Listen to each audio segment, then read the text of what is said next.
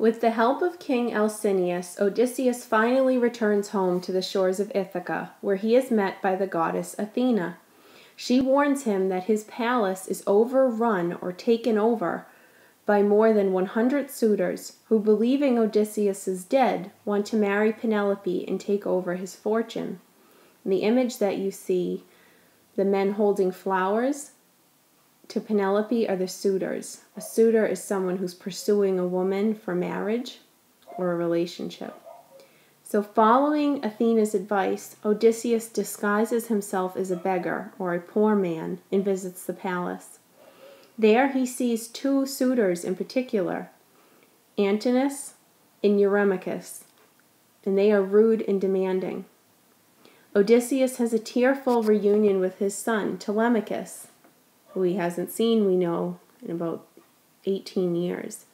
And together they discuss how to avenge their family honor, to get back Odysseus's position of power. In the meantime, though, Penelope, Odysseus's wife, who knows nothing of this, of Odysseus's return, and has given up hope for Odysseus's return, proposes an archery contest to the suitors, with marriage to her as a prize. She enters the storeroom, or storage room, and takes down the heavy archery bow that Odysseus has left behind. Book 21, The Test of the Bow. Now Penelope sank down, holding the weapon on her knees, and drew her husband's great bow out, and sobbed, and bit her lip, and let the salt tears flow. Then she went to face the crowded hall, tremendous bow in hand, and on her other shoulder hung the quiver, or the holder for the arrows, spiked with coughing death. Behind her, maids bore a basket full of axe heads, bronze and iron implements, or supplies, for the master's game. Thus, in her beauty, she approached the suitors, and near a pillar of solid roof she paused, her shining veil across her cheeks, her maids on either hand, and still, and then spoke to the banqueteers, or the suitors. My lords, hear me. Suitors indeed, you commandeered or took over this house to feast and drink in, day and night, my husband being long gone, long out of mind. You found no justification, no excuse for yourselves, none except your lust or desire to marry me. Stand up then. We now declare a contest for that prize. Here is my lord Odysseus's hunting bow. Bend and string it if you can. Who sends an arrow through iron axe helve sockets, 12 in a line? I join my life with his and leave this place my home, my rich and beautiful bridal house forever, to be remembered though I dream it only. Note here that the contest has two parts. First, the suitor must bend the heavy bow and string it, a task that requires immense strength and skill. Then he must shoot an arrow straight through the holes in 12 axe heads set up in a row, and whoever wins would have Penelope as a wife.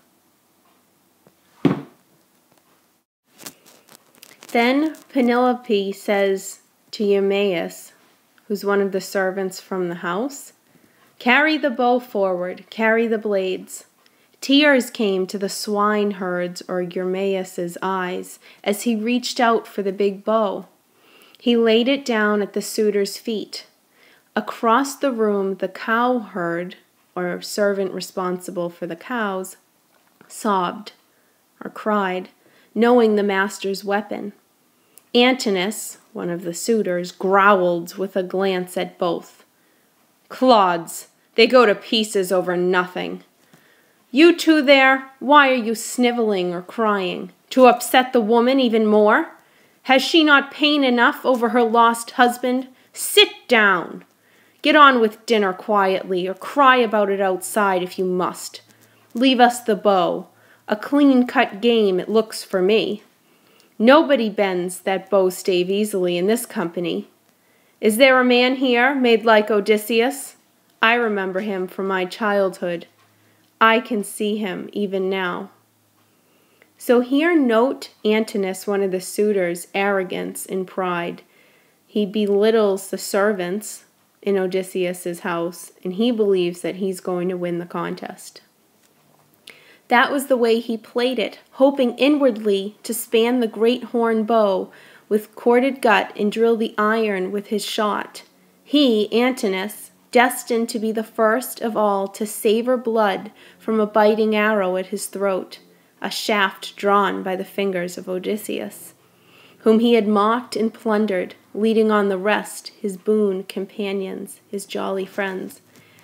So here, if you reread that section, there's some foreshadowing about what's going to happen to Antinous once Odysseus reveals his identity.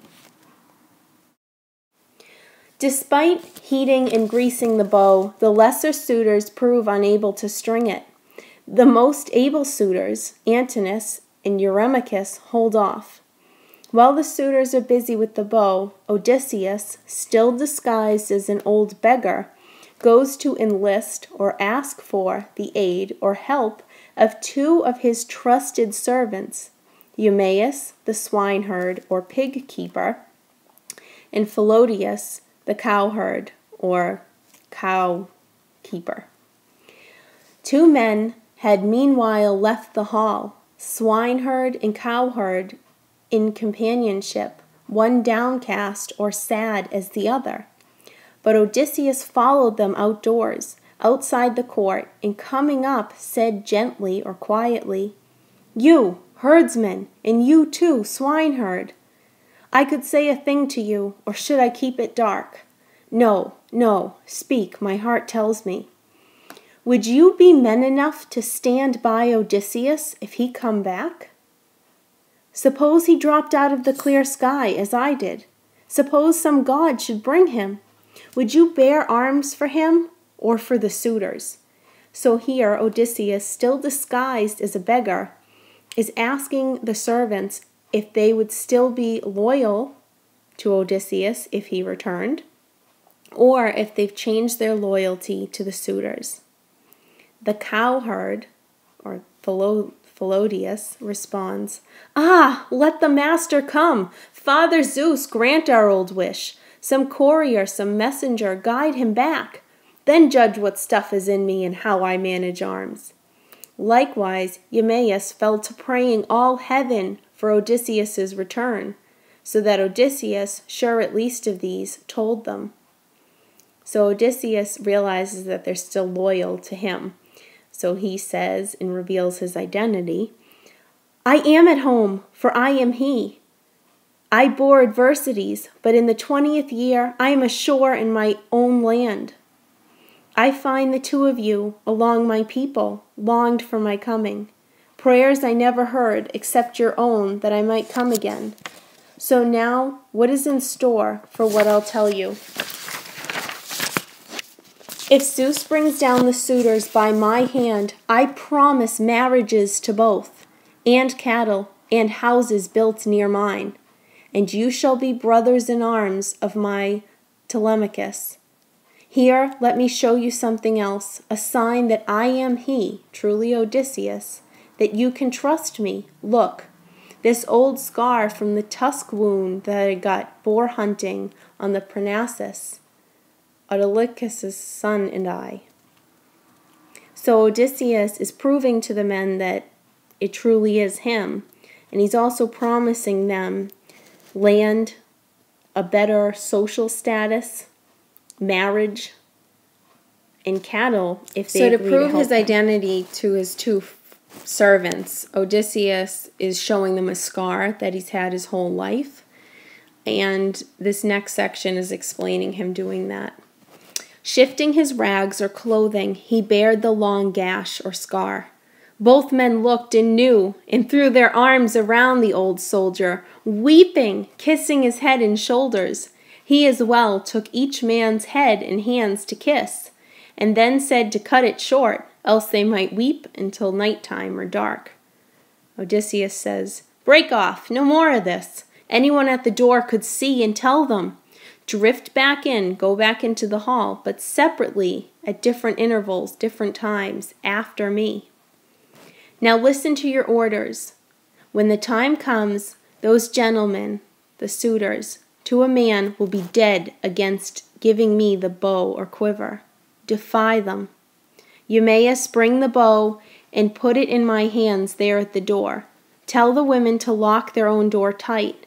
Tell them if someone hears the shock of arms, the clanging of armor, or groans of men, in hall or court, not one must show her face, but keep still at her weaving. Philodius, run to the outer gate and lock it. Throw the crossbar and lash it. So here Odysseus has a plan that he's revealing to the servants, and he's only giving them the details they must take care of. So here it would be a great idea to predict what Odysseus's plan is to get rid of these 100 suitors who have been pursuing his wife. Here he turned back and into the courtyard in the beautiful house and took the stool he had before. They followed him one by one, the two hands loyal to him. So now Odysseus has gone back into the hall, into the home, and the two servants walk in after. And still no one inside knows that this is truly Odysseus. They just feel like he's a poor beggar that's living off of the wealth of Penelope. Eurymachus, one of those awful, cruel suitors, now picked up the bow. He turned it round and turned it round before licking flame to warm it up. He could not even so put stress on it or bend it to jam the loop over the tip, though his heart groaned to bursting. So he's trying and trying to bend this bow, and he can't. So his response says, Then he said grimly, Curse this day! What gloom I feel! Not for myself alone, and not only because we lost that bride. Women are not lacking in Achaia, where I'm from, in other towns, or on Ithaca. No, the worst part of this is humiliation. To be shown up for children when measured against Odysseus. We who cannot even hitch the string over his bow.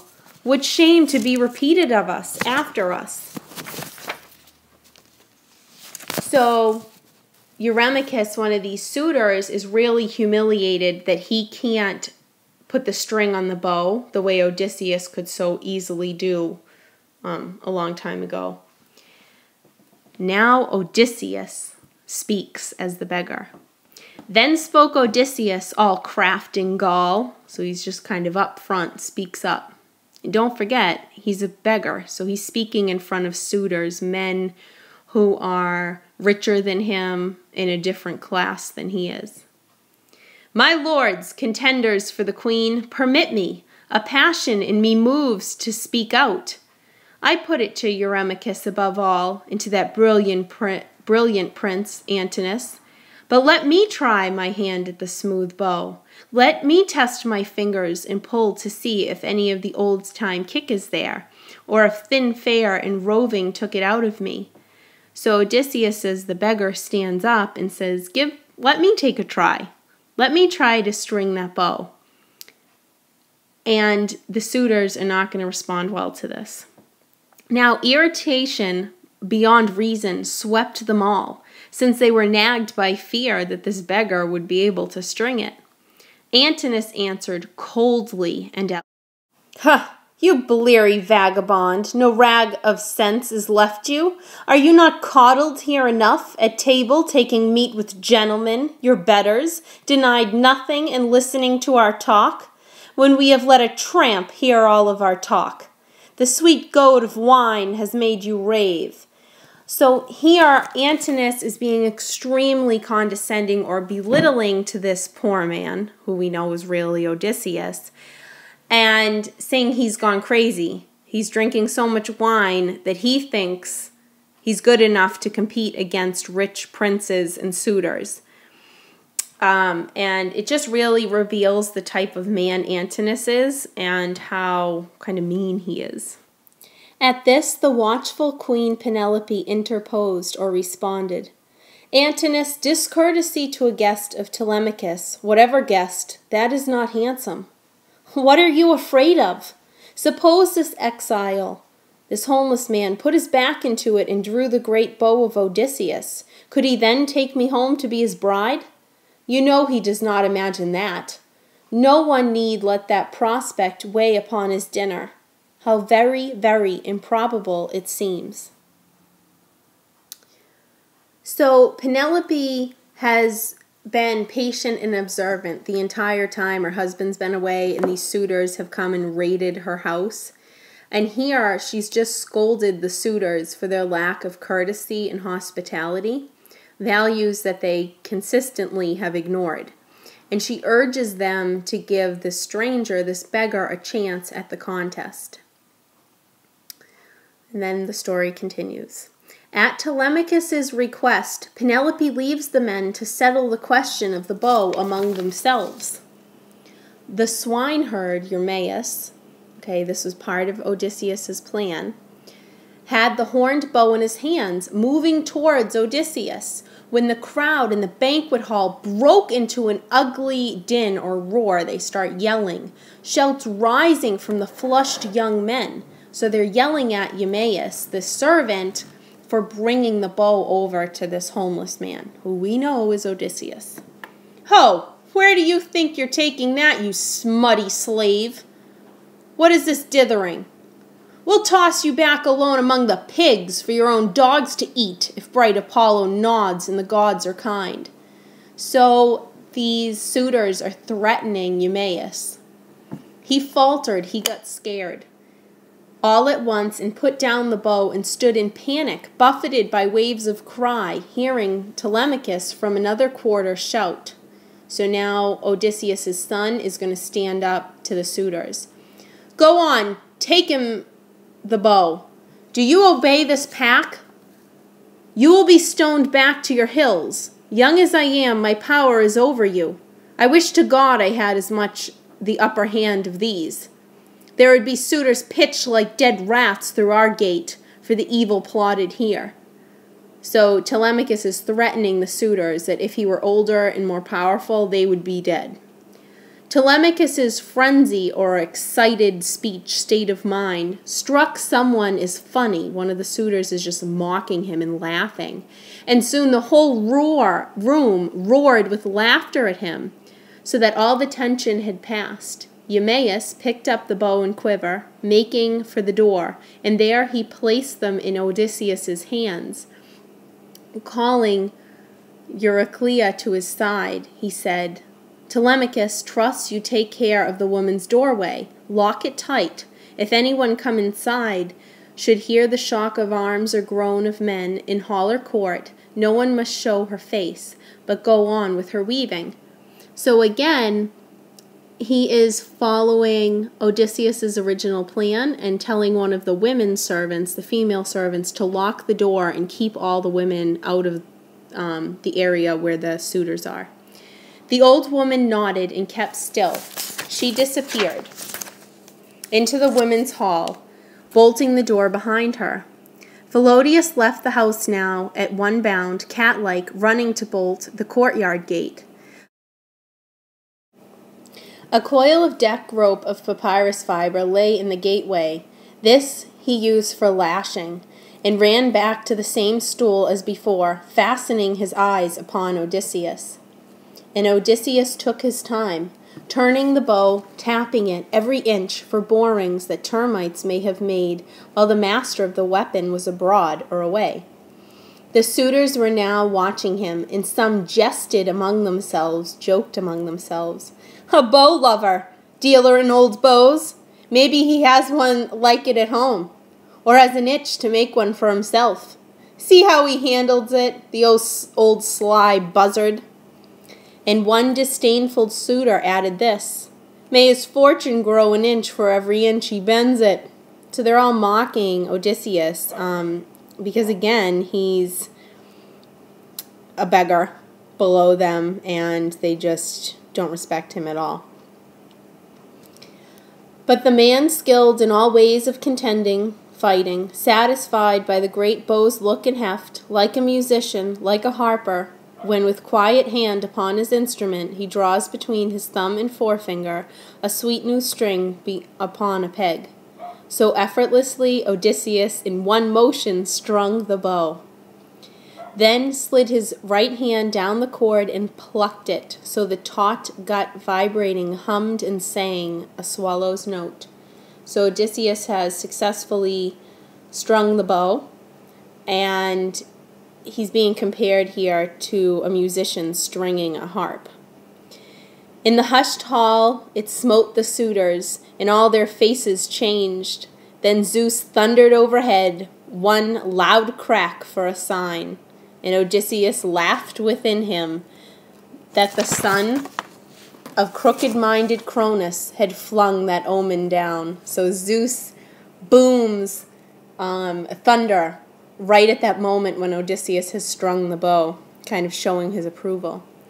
He picked one ready arrow from his table where it lay bare. The rest were waiting still in the quiver for the young men's return to come. He knocked it, let it rest across the hand grip, and drew the string and grooved butt of the arrow, aiming from where he sat upon the stool. Now flashed arrow from twanging bow, clean as a whistle, through every socket ring and grazed not one to thud with heavy brazen head up beyond. So Odysseus has successfully shot the arrow through those 12 tiny axe head holes. So he's won the contest. Then quietly Odysseus said, Telemachus, the stranger you welcomed in your hall has not disgraced you. I did not miss, neither did I take all day stringing the bow. My hand and eye are sound, not so contemptible as the young men say. The hour has come to cook their lordship's mutton supper by daylight, other amusements later with song and harping that adorn a feast. He dropped his eyes and nodded, and the prince Telemachus, true son of King Odysseus, belted his sword on, clapped hand to his spear, and with a clink and glitter of keen bronze, stood by his chair in the forefront near his father. So at the end of Book 21, you can imagine the reaction of these suitors who have just been shown up and beaten by a homeless old man. They're not going to be too happy about that. They're shocked, actually, when Odysseus can string the bow and then get the arrow through those 12 tiny holes. And where your book leaves off, you need to note what Telemachus, Odysseus' son, is wearing and holding once his father speaks to him, because it's a great place to make a prediction about what's upcoming in the next books.